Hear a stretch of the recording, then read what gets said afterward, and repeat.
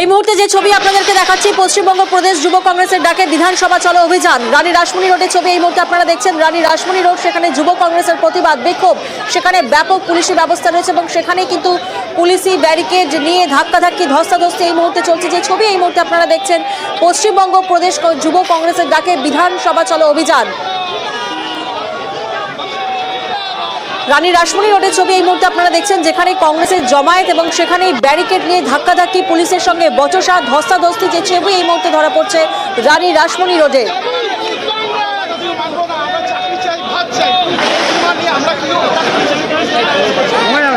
Barricade টপকে যাওয়ার চেষ্টা কংগ্রেস কর্মীদের, পুলিশ ব্যারিকেড দিয়ে আটকায় এবং তারপরে ব্যারিকেড টপকে যাওয়ার চেষ্টা কংগ্রেস কর্মীদের এবং তারপরে শুরু হয় ধস্তাধস্তি।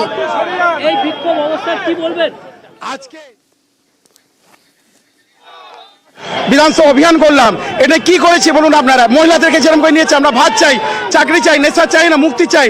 পুলিশ, মমতা ব্যানার্জি দালাল পুলিশরা দেখছেন কি অত্যাচার করছে। এই আইনডিসি সেবা দলের সভাপতি।